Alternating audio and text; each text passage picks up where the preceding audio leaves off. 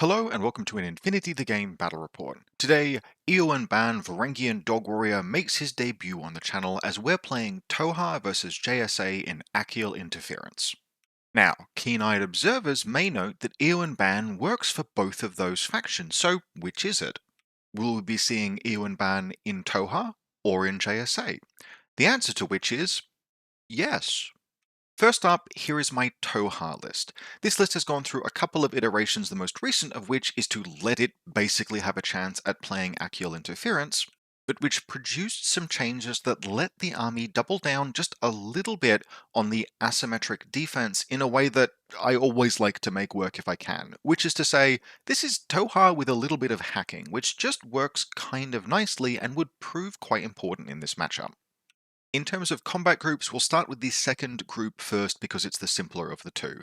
We have a Tagma Schema providing a multispectral visor which can actually smoke shoot now that we have decent fizz smoke grenades in the army, linked with two Kael'tar specialists to provide Toha mates and bombs. We have a Taquiel Lieutenant Officer, not necessarily an auto-include, I don't think these days. I used to really like them, and I still like it because it's 2 orders you can spend laying down mirror ball smoke. But especially if you splash for Chain of Command, I took the risk and didn't because points were tight, but if you can splash for Chain of Command even on a single Kael'tar, there are a bunch of other options you can also easily take, including ones that do actually make use of the Lieutenant order. We've got a Diplomatic Delegate, because those are an auto-include in Toha armies, one of the best 5 points you can spend in the game, and then finally we have a War Driver. Now, there are a few things at play with that war driver, but fundamentally it's present because we're playing Akial Interference. In Akial Interference, you can trim down the the classifieds that you can do a little bit, but you want to avoid basically at all costs the possibility of drawing completely dead on those first 2 classifieds you draw at the beginning of round 1. Conventionally, that means you can afford to cut either engineers or doctors, but that's about all. You do basically need everything else, and there are too many classifiers that include hackers not to include a hacker in your list unless you're being very ballsy. I wasn't, and I was cutting engineers, so with a paramedic in Combat Group 1 and a hacker in Combat Group 2, and then a good mix of dechargers, close combat, veteran troops, medium infantry, we are as covered as Toha can comfortably be for Akial Interference. You can lean a little bit heavier into the scenario if you want to, but this felt suitable to me. Combat Group 1 is where we see Ioann Bann, so the first 3 troops in this group are just not Toha.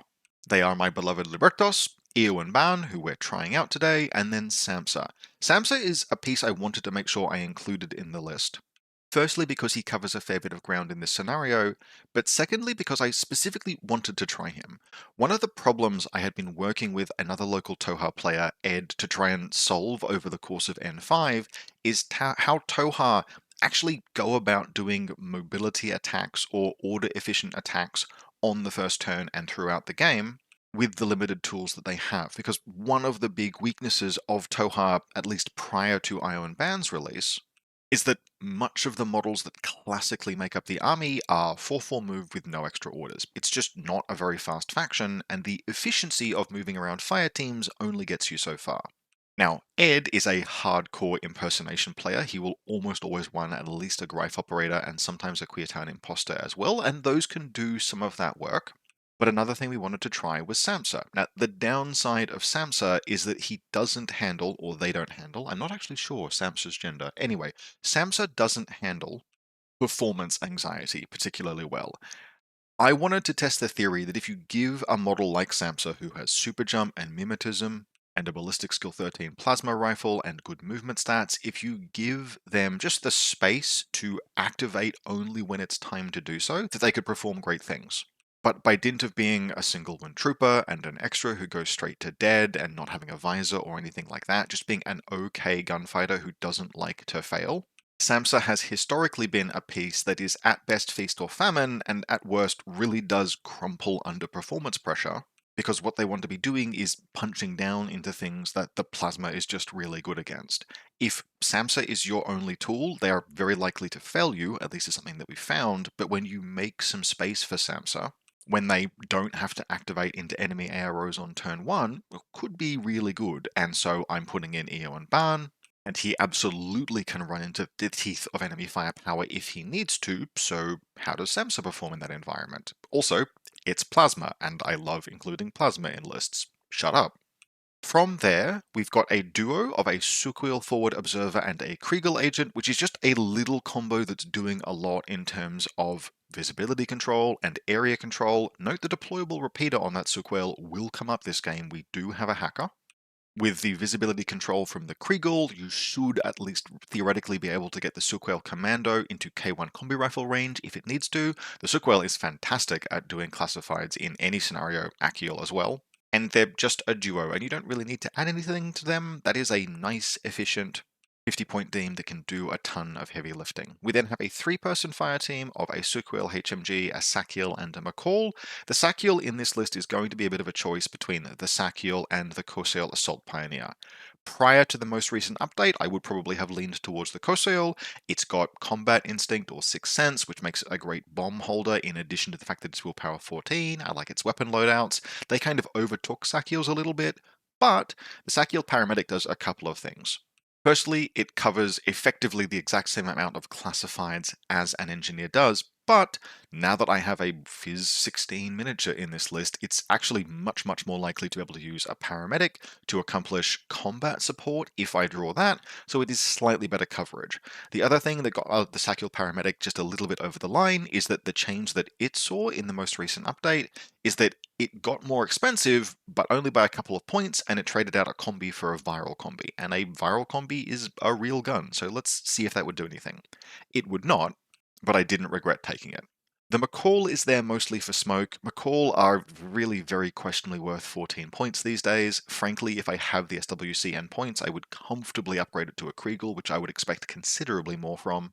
But 14 points for an Order and Smoke is not the worst, and then a Chaxa Auxilia. So overall, quite happy with this list. There's a few refinements I can think to make, but for the purposes of accomplishing Akial Interference, it works pretty well. Playing against me today is my local Matty, returning to his white whale of JSA. He is probably the only vanilla JSA, like dedicated, well, not dedicated, but he will go to bat for JSA, but even he admits that vanilla JSA in Akial Interference is a rough matchup, and he's not wrong. There's a lot about this list. Oh, by the way, 225 points. Yeah, there's some hidden deployment and combat jump that's going to be going on here. I will note that in addition to the things you can see here, also present on the board at the beginning of the game are 4 Mimetism 6 camouflage markers and 3 Mimetism 3 camouflage markers, which strongly suggests 2 Ryukin 9 with heavy rocket launchers, and Mine Layer, and something with Mimetism 3 a little bit further into the midfield. That's a fair amount of ARO. It's difficult to push through.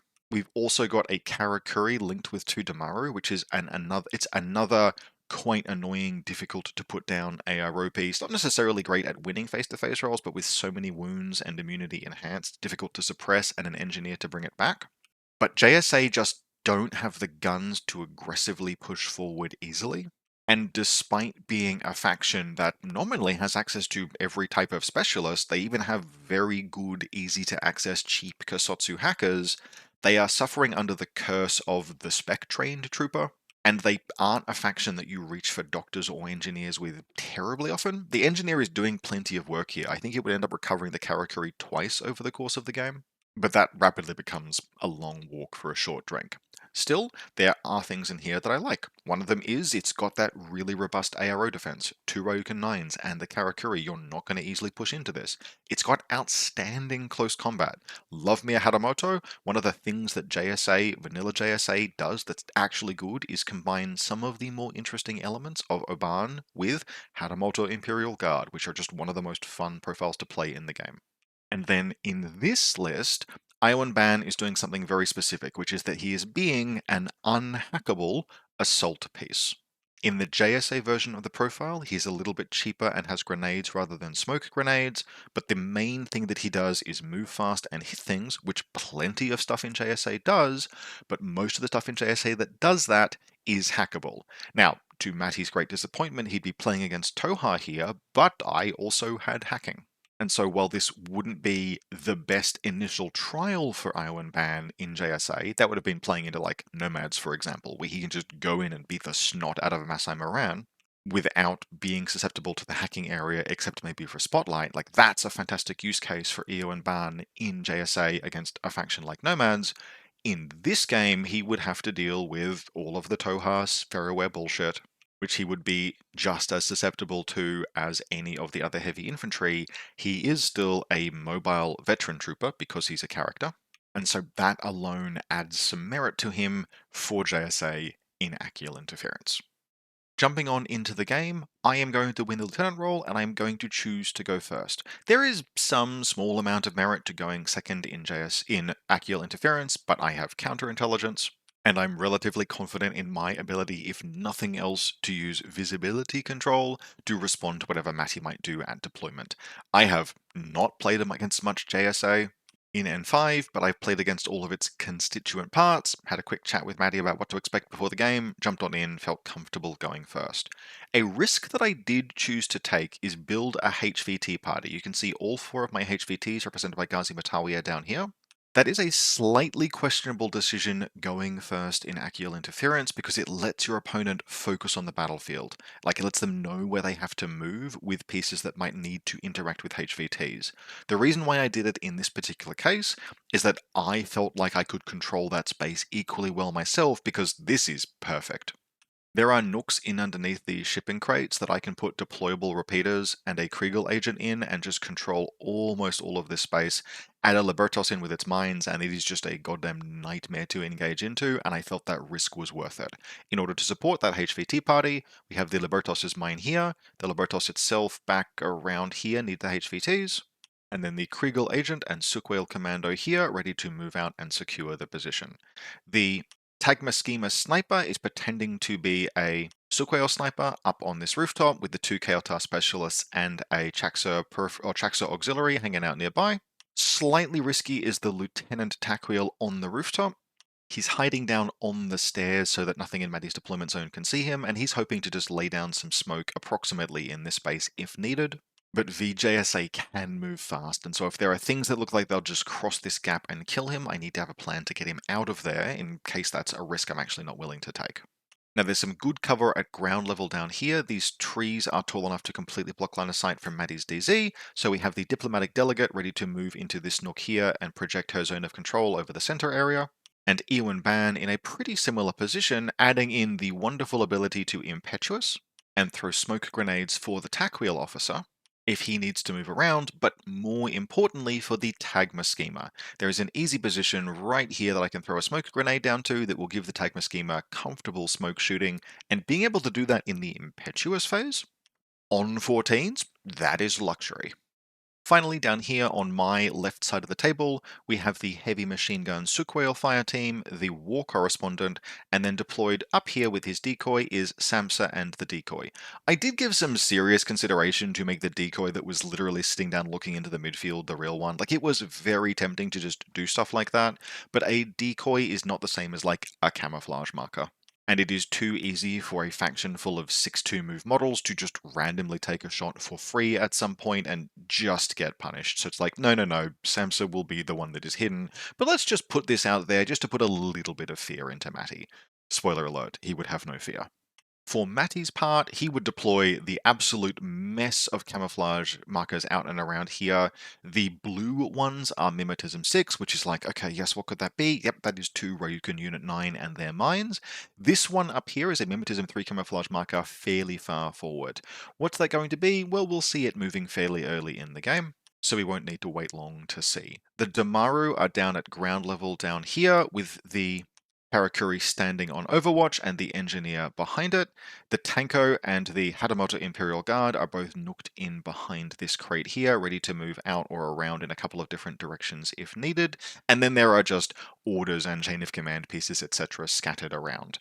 After doing a quick count, I can confirm that I can see 14 things that are deployed, which leaves the option open for hidden deployment or combat jump.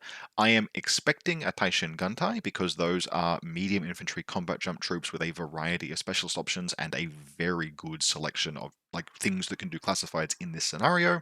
And indeed, that is what we would see by the end of the game. Ioann Bann is deployed down behind this crate here, able to move Impetuous out. I would try and pin him down during the early game, but that would not last forever. And then finally, Matty's HVTs are spread out all over the place. He's not willing to concentrate them because I'm playing Toha and I have unparalleled visibility control, and so he has two HVTs over here, one behind this crate and one down here behind these crates. This one I think is a little bit of a mistake. It's just a bit too easy for me to access, but especially these ones over here are a long walk away from the rest of his army and just not easy to get to. Round 1 begins and we do our first classified selection, and so at this point you will pick both one that will be private and one that will be public. Round 1 is often the most difficult choice that you have to make.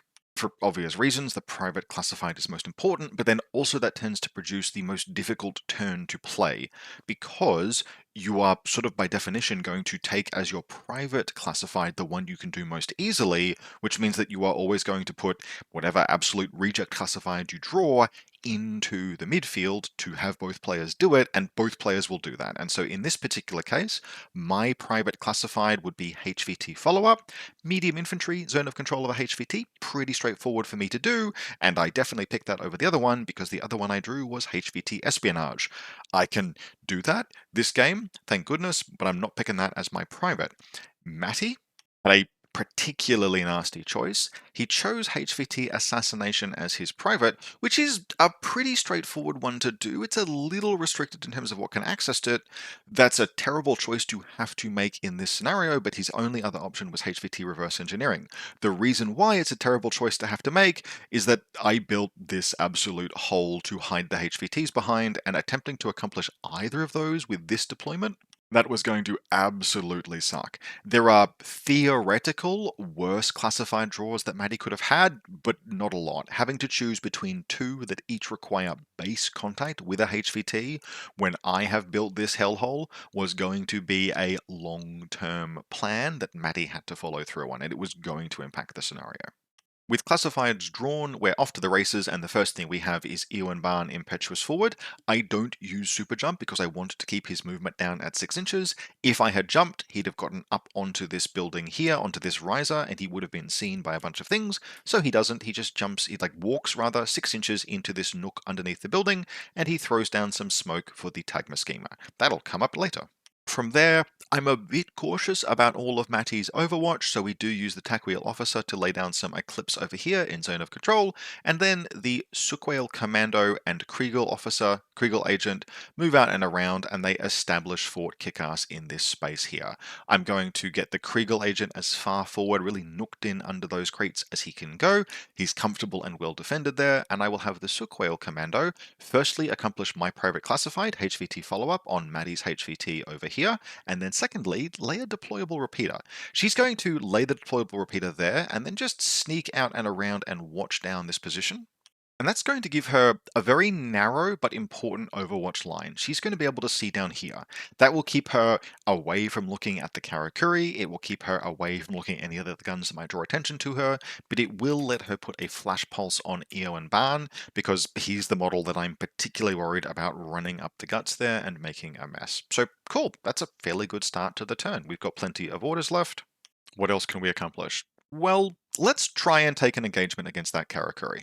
We're going to nudge a few things around first. We're going to get the War Correspondent out of there because I do fear template weapons. The War Correspondent will eventually have to, she'll move into the building. I'll try and clear the Karakuri to make space. That won't end up working, but we will take a couple of face-to-face rolls with the Karakuri with the HMG. What goes well and what goes badly? What goes well is that the Ryukin 9 that is standing on this rooftop over here reveals to also engage me. I split burst, I put more shots into the Ryukin, and I'm able to win that face-to-face roll and put the Ryukin all the way to unconscious, or possibly even dead, in the first meaningful face-to-face roll of the game. Now, had I not won that face-to-face roll, I did have a Symbiomate, and then the Tagma Schema would have stood up and absolutely cleared it out. But instead, the Sukwhale just remembered the name of her father's and was able to win that face-to-face roll herself. What I don't do is really any damage to the Karakuri at all, but we are able then to get the War Correspondent around and forward and into this position just here, where it's not in line of sight of anything in Matty's deployment zone, but is within 8 inches of this HVT, and so we'll try and do HVT espionage.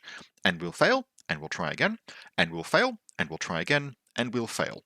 That is 3 rolls on 10. That is a 12.5% chance of failing, which is unlikely, but not colossally unlikely.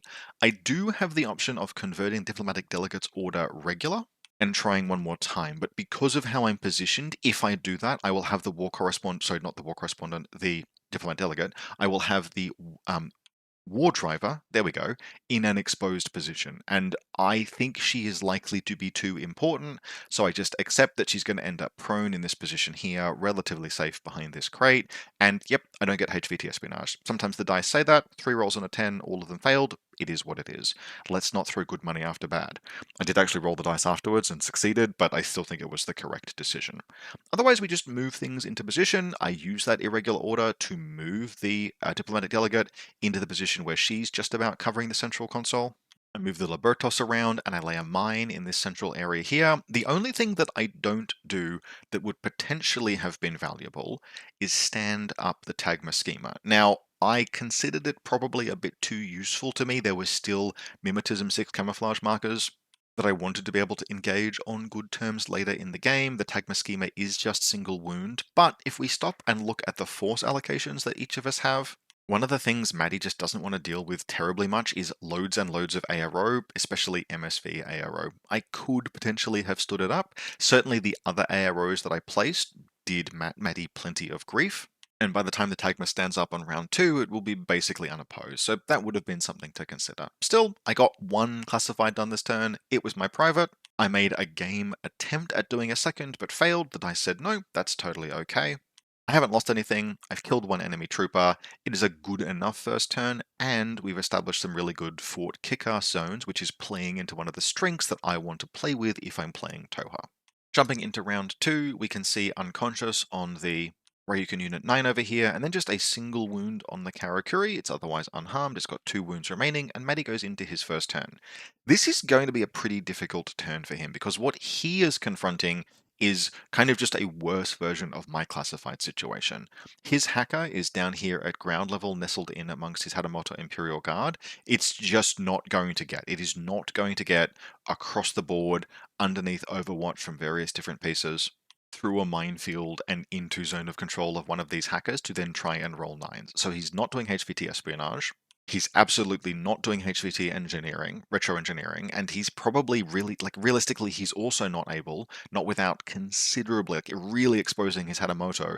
Remember, I have a 6th Sense hacker and a 6th Sense Kriegel and a Libertos defending that entire blob of HVTs. It is just going to be a nightmare to try and get his lieutenant across the table to do HVT assassination. And on top of all of those things, well, the central console is kind of defended as well. There is the Libertos' mine overwatching it, and I've got Ioann Bann with a Symbio bomb and the diplomatic delegate in underneath this area, meaning that anything that gets inside 8 inches of them and therefore has to touch the central objective is also going to sustain actually just the risk of damage, because Ioann Bann could use his bomb for endgame. And so Matty's going to have a red hot crack at engaging me, and it's going to be kind of mixed. What will be good is that this camouflage marker is going to dismount off of the ground, off of this building, and it's going to start jumping. Oh, okay, it's a Kyojin killer. Actually, that's kind of scary. Shit. It will jump down here and move around here. I'll take 1 discover at it with the mated up Suquail commando over here. I will fail, and it will get around towards this Suquail. And yeah, it's a pretty clean response to the Suquail. It's going to get into close combat. I'm going to end up holding, it'll get into close combat, I will declare shoot, it'll win the face-to-face roll, the symbiote will hold, I will eraser it however on the way in. That's going to leave it in a position where kind of Matty and I are both okay-ish with the outcome. He hasn't killed my Suquail commando, but he has tied it up in close combat in a very awkward position, and I haven't killed his Kyojin killer. He's used my symbiomator, and importantly, he's suppressed the ARO piece that was holding back Ioann Bann. That's going to let Ioann Bann move out, but not quite with enough orders to do as much as he would want. He's going to end up nooking around here, getting in behind this crate. I think maybe throwing a grenade or 2 this turn. He'll certainly throw some more next turn, but not accomplishing too much this turn. There'll be a Tanko that will move up and around, it will spend a couple of orders, and then otherwise what Matty will try to do is use the wound pool he has access to and the engineer on the Karakuri, while the Karakuri is still linked, to suppress some of my pieces, including the Suquail HMG. This is a super mixed idea. Basically, what Matty is hoping to do is just win one face-to-face roll. It's his active turn. If the Karakuri goes down, he can engineer it. It will rejoin the link automatically at the end of the round, so like not too much will be lost. But as far as actual gunfights go, this is a bad one. It is like 2 dice on 9s versus 2 dice, or 2 dice on 9s or 10s versus 2 dice on 13s. The Sequel is just favored to win. And what happens is that he actually loses really badly. He takes wounds, he takes the fight again, he takes wounds again. All he does is basically blow away his turn. And I'm sitting here being like, does he have combat support? He'd just have scored that already if he did. But actually, all he was looking for was just that one win to use up my Symbiomate and make engaging the Carry Sentinel. Because engaging it with the Tac Wheel, with the Tagma Schema, he doesn't technically know the Tagma Schema yet, but he's pretty sure he knows what it is. Engaging a Kauri with a Tagma Schema is like miserable to try and accomplish. The Sequel is my best gun, and he wants to just ship risk to me in my turn so that I'm trying to engage him without my Symbiomate. But they're just bad face-to-face rolls. He takes wounds, the Kauri goes down, he does recover it, it does rejoin the link, but that is just good money after bad after a certain point, and it's one of the weaknesses of vanilla JSA. They want to have visibility control and great close combat and like push forward and use those outstanding pieces like the Hatamoto Imperial Guard and the good ARO pieces relative to JSA that VJSA has access to, but I'm just countering his ARO pieces a little bit too hard, and he just doesn't have the gunfighting to dislodge what are frankly some relatively limited ARO pieces. Like this is a Sukwell HMG on ARO, but he can't quite put it down. And that means, look, he was already going to have a bad first turn with that classified lineup, but the thing you don't want to have happen in Akial Interference happens, which is that the turn passes with no scenario advantage having been accrued. He's not able to interact with central antenna, he's not able to do his private classified. That is a rough spot to be going into round 2 in Akial Interference. The only other thing I can say of note that he does do is that he has a couple of orders to burn on the Hatamoto Imperial Guard, and so he moves it up just to posture it, keeping it out from underneath. For example, he does not want to be engaged by the probable MSV2 sniper, so he just positions it in here, but even that is going to be a little bit rough. All the Hatamoto accomplishes this turn is to destroy Samsa's decoy, which, yep, fair enough, but that is not necessarily a good place for it to go. Jumping into turn 2, we do our second classified draw, and at this point we have some interesting things turn up. I am going to land HVT Kidnapping, Matty is going to land HVT Vigilance, and yeah, okay, can theoretically do some of those. Sorry, not HVT Vigilance, Vigilance. Vigilance actually is the one that Matty puts down, and it's a particularly good choice because there is a phenomenon that is emerging over the course of this particular turn, which is that I am doing the Toha thing, which is that I am setting up these defenses and not pushing much past them. We talked at the very beginning about how one of the weaknesses Toha have in N5 prior to the release of Ioann Bann is that they're uncomfortable aggressively pushing forward. They're not fast, they don't have extra orders, and so Toha tend to fight from their half of the table kind of a lot, which makes Vigilance, which requires you to get a medium or heavy infantry inside zone of control of an enemy trooper completely in their half of the table, quite good. Matty is sustaining attrition. He is not winning the long-term game and he's behind on scoring. It's rough, but that's a good choice because I am unlikely to be able to easily grab grab a Vigilance. Even his Hatamoto Imperial Guard here, for example, is only just inside his half of the table and it could easily dodge forward, and then everything else is way backwards. I'm not likely to press forward terribly much, which means that going into his turn, he's likely to have a wonderful selection of targets for Vigilance. For example, these pieces over here are likely to be easy to do Vigilance on. Well, okay, maybe not the Corsair, maybe not the Kriegel agent, it has a razor, but you get the basic idea. Beginning the turn, the first problem I am confronted with is that my Sukwale commando over here is in close combat with a model that's better at close combat than she is. Not actually by a ton. Kyojin killers really want to be taking active turn fights to use their CC attack +1 burst, but it is better than a Sukwale commando. How do I solve this problem? Well, I'm playing Toha and I don't have that many things that can shoot effectively into melee. Do I have something in triangulated fire? Oh, hold up. I have a model with actual CC skills now. That's a new thing. And so Ioann Bann is going to Impetuous. He's going to Impetuous backwards because I still don't declare Super Jump. He will throw down some smoke in the same place as before and he'll begin running across this direction. Now, I will give Matty the choice for a shot here. What I'm going to do is I'm going to move Ioann Bann out and around this direction, and he's going to move through line of sight of these two camouflage markers in a position that will enable a Ryukin to reveal and splash the Libertos. Matty takes that. He's like, yep, okay, sure, you've given it to me, I'll take the shot. And it does indeed kill the Libertos. Ioann Bann himself throws down smoke. He's got ballistic skill attack -3. He's totally fine. I think he actually crits the smoke. The Ryukin 9 is rolling on 12 because the mods are applied from Ioann Bann, so it's +3, -3. Ballistic skill attack -3 is really good on a Dog Warrior style troop. So Ioann Bann is fine, but the Libertos eats it. I'm totally okay with that because it allows the Tagma schema to stand up and take shots through smoke and finish off. I actually think the damn thing, I like hit and crit, but the damn thing passes all of its saves, but we do at least, it goes prone, we do at least suppress the element.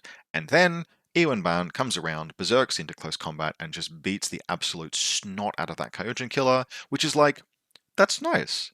Actual close combat in a faction with loads of visibility control. Ioann Bann is expensive. The Toha version is 32 points. He is not cheap, but that's just like a fast thing that could respond to a problem that I had and solve it. That's really nice. I like this guy. And with that problem solved, okay, let's try and do some classifieds. What we are going to do first is we're going to attempt to accomplish vigilance, and we're going to do it with Samsa. He's just going to nook out and around here. He will actually succeed this time. First time he rolls the 13, and because if you can look at the central line is like just like this. The Hadamoto Imperial Guard is just inside Matty's half of the table. I'm able to accomplish vigilance off the Hadamoto Imperial Guard. Excellent, good, that's fantastic. Before we move Samsa up further, what we're then going to do is move the War Driver around here, and we're going to start hacking the Hatamoto. Now he is going to dodge in response to Samsa, get away, but he'll pull back to here, but I will still be able to get him inside zone of control with a second move of the War Driver, and after, I think just one go, I'm going to carbonite him. That's rough because now Samsa can jump down here along the way. All of the arrows at this point are suppressed. I think I engaged the Karakuri a second time with the HMG. It gets pinned down as well. All of the arrows are suppressed. The Hatamoto just has to reset. 3 dice with plasma on 9s into the Hatamoto. It's just attempting to reset. It actually fails. 2 rounds of plasma get through. He goes unconscious. On your Samsa. That's really good for me because the Hatamoto is it is the most threatening thing next to Ioann Bann in Matty's army. That will be where Samsa's competence ends, however, because he's going to spend the remainder of the turn attempting to synchronize with this civilian, needing like 16s, and he will fail. And then he will fail again. And then he will fail again. I'm like, fine, you can just stay in the corner with the civilian thinking about what you've done. You and the War Corps are completely incompetent when it comes to actually doing the mission. Apparently, all of your competence is reserved to just doing violence, which I will admit between the two of you killed the Hatamoto Imperial Guard. So I forgive you, but like, could you please have tried to have scored some points? Still, that is overall a good turn, and it's made better by the fact that I actually have the Tagma schema standing up now, and Matty just does not have the pieces to dislodge it, which is going to cause him no end of grief. He will be able to play around it, but it puts me in a good position. Moving into Matty's second turn, and he's got a few things he needs to try and accomplish here, but he is at least going to be able to get Ioann Bann up and forward. I can't remember what, but something has triggered the transmutation on my Ioann over here. Maybe it was actually that he took a hit from the HRL. Either way, he's down 1 wound. Matty's is not. But all of my defenses are once again established, and there's MSV2 Sniper Overwatch with Viral. Again, this is a rough matchup for Matty to be trying this guy out in the first time. Now, what Matty will accomplish this turn is to do Vigilance and actually make a fairly aggressive push up 2 lines here. The Tanko is just going to Impetuous and take it, and the damn thing will crit his dodge and actually end up in subsequent orders killing Samsa. He will make a vain attempt to go and recover the Hatamoto Imperial Guard. That's not going to happen. He will die on the way through, but even just killing Samsa, Tankos tend to do that. Like, their stats, especially their ballistic skill, are just good enough that they trade up weirdly often. And so 19-point old mate kills mate 26-point midfielder. It's okay, Samsa still did his job. I can't be too mad. What will happen along this flank is that Ioann Bann and the Damaru will be coming up and around. There have been a variety of positional changes that don't make it easy to move along here, but it is possible for Matty to get up and around and to start throwing some grenades. He's not going to score any significant kills, I don't think, at this stage, but he will move things around and dislodge them. Perhaps that's what allows the Damaru to move up and forward. And after a bunch of engagement, he's going to end up not quite accomplishing everything he wants to, but succeeding in vigilance. That gets one classified on the board for him, letting him at least hope for a big final round that might recover things and staying in the game. I think he also puts a wound on. No, actually, at this point in the game, yeah, we haven't yet seen Ioann Bann transmute, but we will see he transmutes over the course of Matty's turn, being engaged by contenders from downrange, which also succeed in putting the Sukwale unconscious, which is pretty cool. Moving into my final turn, I've done the Toha thing where I still have plenty of orders on the table, and we're going to get a pretty clean set of classifieds. I was incidentally wrong. This is not the turn the Tanko moved forward. The Tanko would be moving forward next turn, which means Samsa is still alive, and I get net undermine. So disregard Samsa, all my commentary about Samsa being dead. I was misremembering based on the wrong photo. Samsa is still alive for now. He will get shotgunned by the Tanko next turn. And so for his position that he's currently in, he is well suited to not just do net undermine, but then also flip net undermine into other classifieds. So I put down net undermine, Matty puts down mapping, which is like, I hate mapping. Yep, fair enough. Matty, it turns out, can do it quite easily. And I subsequently go on the thing that you want to be able to do at some point during Akial Interference if you can, which is that Samsa is going to first attempt do net undermine, then, or maybe second attempt, then he's going to jump forward onto the antenna, then he's going to flip net undermine out, he's going to filter the signal, I've already accomplished it, it stays accomplished, I'm going to get telemetry, I'm then going to spend a bunch of orders using the repeater that is already over here, or not even the repeater, I just spotlight the Hadamoto Imperial Guard a bunch of times with the war correspondent, meaning I also do mapping. I use Samsa to filter the signal again, which filters out mapping, but I still count as having done it, and I drop capture, which should be very easy for me to do, but ends up being really difficult. And at this point, the nominal resiliency of JSA pieces, I have used a bunch of orders to accomplish all of that. Most of Group 2 was spent making spotlight rolls over and over. So I attempt to bring pieces up and around to accomplish capture, but I just can't quite push through things like even this Damaru over here, it's still a linked Damaru, and it's just firing off contender shots, and the damn thing won't die. I think I try to get Samsa up and around to engage it, and this is where Samsa dies, actually. I try and get Samsa up and around, he'll like bound up to here, and he just loses the face-to-face roll and dies to a T2 round from a contender. Now, he's extra, and I was jumping, I wasn't taking that fight from cover, but it was, for me, 3 dice on 16s versus 2 dice on 12s. You lose those face-to-face rolls sometimes, and then you fail the save, and then you die, and it's like, Samsa. And I don't have enough orders to bring the other piece I would do capture with up and around, so I basically have to pass the turn. Now, this has still been a really good turn. I still did net undermine and telemetry, and Matty is behind on classifieds and hasn't done his private yet. So I am feeling relatively confident, but that does make the game closer than I would like. Matty's final turn ends up being a dive that becomes close but is not able to switch the game in his favor. He is able to do mapping really cleanly. The Taishin Guntai finally appears, I believe it's a forward deserver. It just scoots under the table here, it's in underneath my guns, runs over, and on the first roll does mapping on this crate over here, which is, again, okay, cool, mapping done, that's one classified for Matty. Matty is also going to be able to accomplish capture. I almost accomplished capture myself, which is hilarious. This Damaru is going to go into Ioann Bann, the face-to-face roll will be tied, and I will actually carbonate him through the repeater, which if nothing else happens is like, okay, cool, I'm engaging an immobilized enemy with Ioann Bann. That's doing capture. But unfortunately, Matty will get one up on me, and after a lot of scrappy face-to-face rolls, including, this is my tack wheel officer lieutenant, he's in suppressive with a viral combi, he just misses every shot for like 5 AROs. Ioann Bann is diving through that space, the Damaru is diving through that space, he just doesn't want to hit, or if he does hit, he doesn't want to do any damage. Okay, buddy, you did your best, I guess. What is going to happen, and what is interesting here, is that over the course of this game previously, the JSA Ioann Bann has been like throwing some grenades and doing a couple of other bits and pieces. But finally, this round he's going to actually get into close combat with a move, a dodge around, and then a berserk into my Ioann Bann. And at this point, nominally they're exactly evenly matched. I think Matty has gotten a second Damaru up into close combat for the +1 burst at this point, and his Ioann Bann does win that face-to-face roll.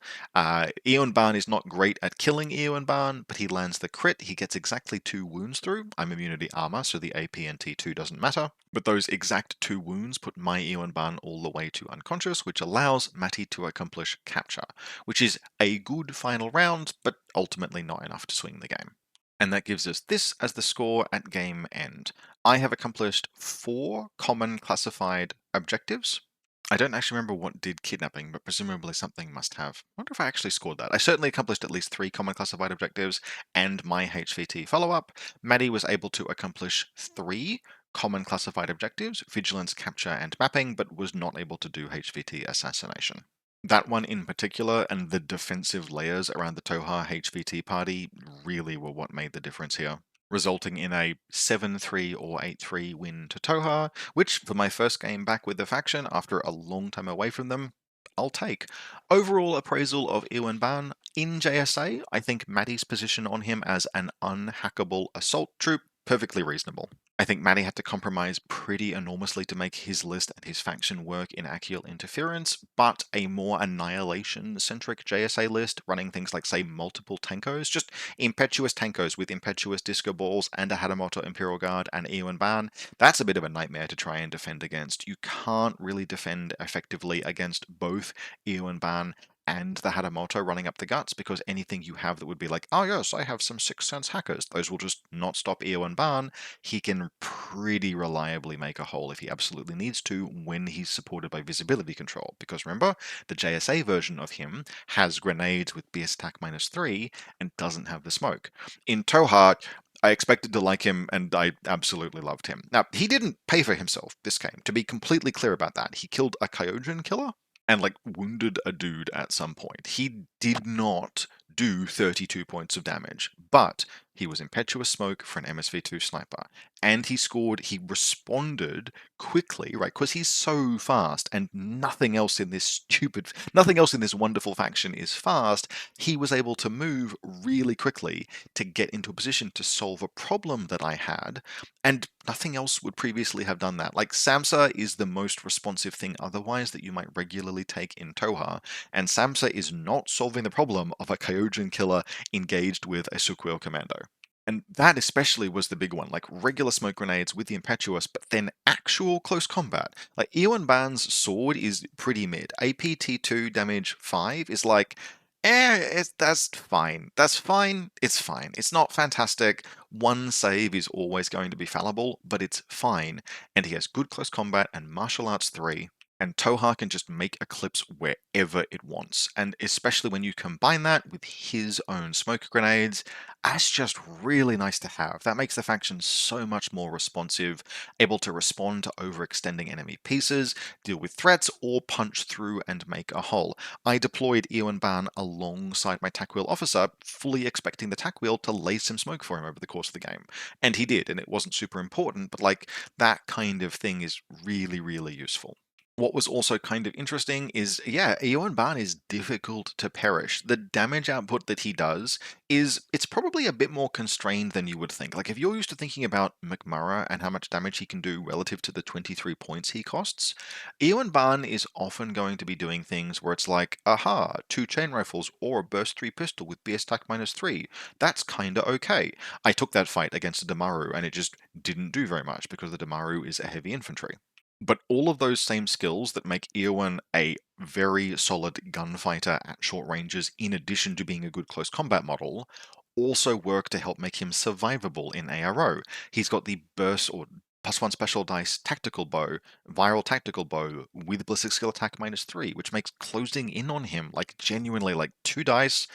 Even if it's just on 11s, 2 dice with BS attack -3 just makes dealing with him at short range difficult. And at long range, he's got BS attack -3 on his smoke grenades, which means that is a really good ARO against non-MSV pieces as well. And that means that, while his damage, he's going to do damage. There are going to be games where he goes in and he wins his face-to-face rolls, because he's still martial arts, he's still CC23 in dog form with martial arts 3.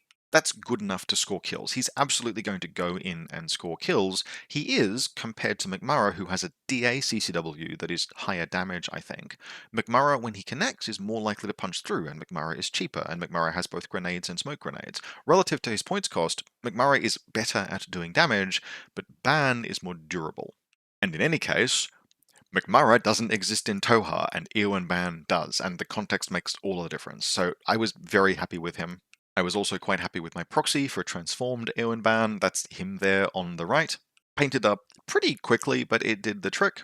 And so, yes, had a very good time with this, had a very good time with the profile. doesn't feel overpowered exactly. You can feel the constraints, particularly in the lethality relative to the points cost, but he is fast, and he is durable, and he's responsive, and God, Toha needed a piece like that. So, yes, I'm not always a fan of like, hey, you have this new profile that solves your problems. You got to be careful with that kind of design. But for Toha, I'll take it. He was fun to play. He's a breath of fresh air in the faction, and I will absolutely be playing him in Toha again. I will also be trying to get some more games in with Toha because like 3 different people have asked for Toha faction focuses after Ioann Bann or the September update dropped. I would note, if you weren't already aware of this, moderate your expectations with respect to the September update. Increasingly, I am of the opinion that when Carlos Bostria said, huge update with the Spec Ops, what he meant was, the Spec Ops represent a huge update to Army, which may not otherwise have any significant changes. I'm assuming Ioann Bann will be added, but I wouldn't be surprised if we have to wait slightly longer for our flyer nerf. Hopefully not terribly much longer. Like, the company has to know that it's something that they need to address. But even if we don't see too many changes to profiles in September, it will still be a fairly good time to do a faction focus for Toha, because we should get Ioann Bann. Certainly we have his profile now, and there's plenty of other stuff coming as well. The Spec Ops change alone is going to be a ton to digest. Particularly if Team Ops ends up being something that can kind of become sort of a default mode of play, or at least used heavily in tournaments. So yeah, lots to look forward to. This was super fun. This video will be dropping the weekend, and I have a special project I am working on with some other folks for the next video to be released, but I don't know exactly when that will happen. It's contingent on a few other things, but there is some cool stuff to look forward to, and I hope you'll join me for it when it comes. Otherwise, quick reminder, please hit like, please hit subscribe, and if you haven't already, do consider becoming a channel member or a supporter of the channel. You can do so via the Buy Me a Coffee link in the video description below, or by becoming a channel member on YouTube. It helps enormously. Making these videos is fun, but it does take time and it does take effort, and the appreciation of the community goes a huge way in helping make this something that is worthwhile. But even if you can't, thanks very much for watching. I hope very much that you've enjoyed this, and I'll see you next time.